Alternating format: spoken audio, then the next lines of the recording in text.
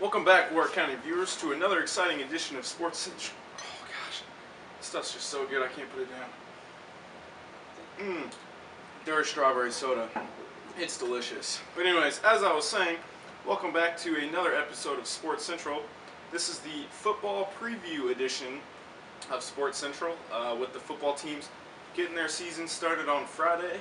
I figured I'd give you guys a little glimpse into their team so you know what to expect. And we'll go about this in alphabetical order. It's the fairest way to do it, not ruffling any feathers. So we'll start right away with the Boonville Pioneers. They play in 4A, the second largest class. Last year the Pioneers went 7-3. They were 7-2 in the regular season, 5-1 in the Big 8 Conference. A very strong year. But they did lose 14 of their 22 starters from last year's team. 6 of them on offense and 8 on defense.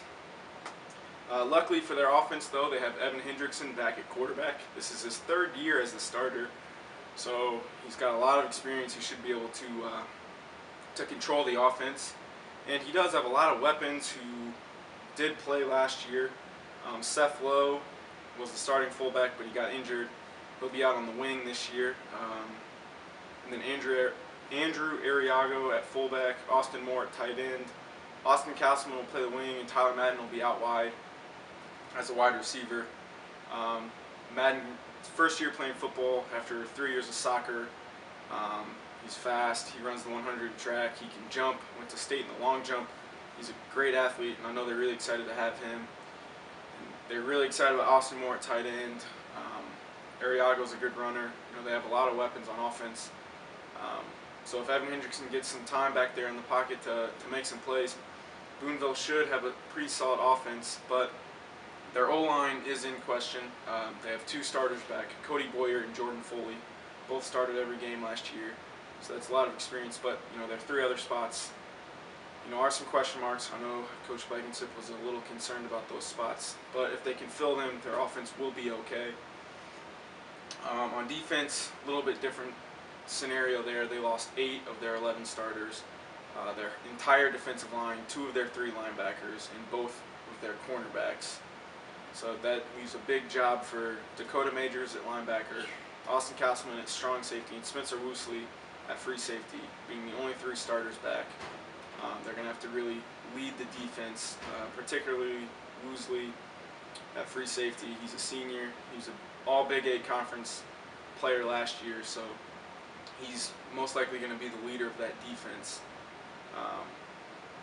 You know, so they do have some question marks, particularly at defensive line, replacing all 4 of those guys.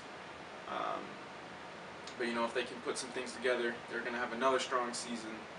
You know, maybe not 7-2, but it's definitely a possibility of you know, being a really, really good team, really tough team in the Big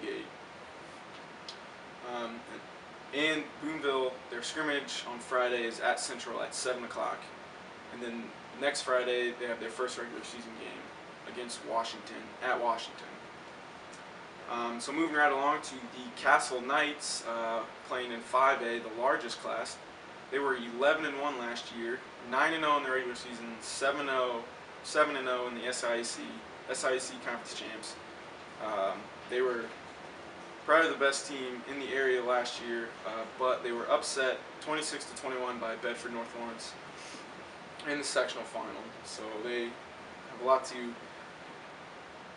lot of revenge on their minds, I guess, I should say. They did lose a lot of guys that played. They lost 4 offensive linemen, there were 2 tight ends that played, 1 defensive lineman, a couple linebackers, 3 defensive backs, a running back. You know, so they did lose a lot. But the main thing with the Castle Knights this year is the guys they have returning. Mitch Gillis at quarterback, Andrew Finch running back, Cam Harris, John Mark Anderson, Joe Redburn wide receivers, 2 of their offensive linemen, Tyler Palace was a running back and a fullback last year. Just tons of offensive weapons back. Virtually their whole offensive arsenal is back. And on defense, on their defensive line, they have Grant and Mitch Carter, Andrew Parker. They wreaked a lot of havoc last year. Bo Brinkman saw some action up the defensive line. Race Thornberry at linebacker. I think this is his 3rd year starting, as it is for Braden Sims at free safety. they have a lot of guys back. A lot of the core from that undefeated regular season team last year. But on offense, really their only concern is probably their offensive line, which I'm not going to get into. If you want to read about that, pick up an issue of the Standard. It's right here at the top of the sports page. I go in detail on Castle's offensive line. So they got some concerns there, and then also on defense, their defensive backfield, their linebackers and defensive backs, they have some questions. They only have two guys, as I said, Race Thornberry and Braden Sims back from their defensive backfield. But the way that the defensive line can play, that's going to take a lot of pressure off those guys because they just take up a lot of time, pressure the quarterback, make a lot of plays. So their D-line is strong, which should ease the pressure on some of those newer guys in the backfield. Another big question for the Castle Knights, Mitch Gillis and John Mark Anderson are suspended for the first 2 games of the regular season.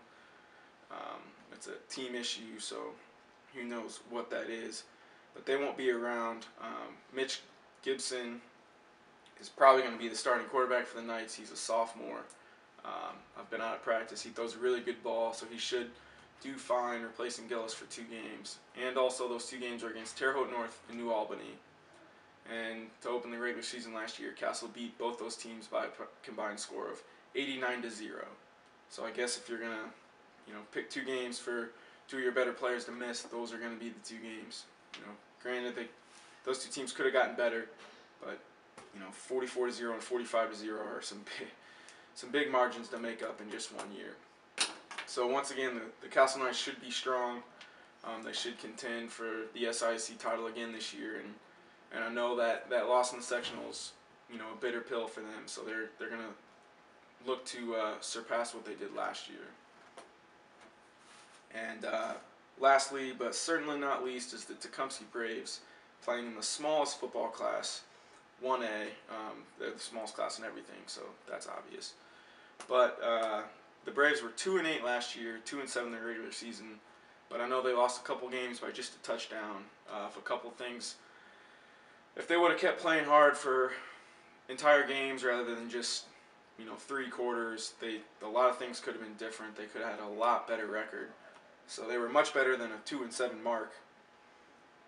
And they only lost 6 seniors off of that team.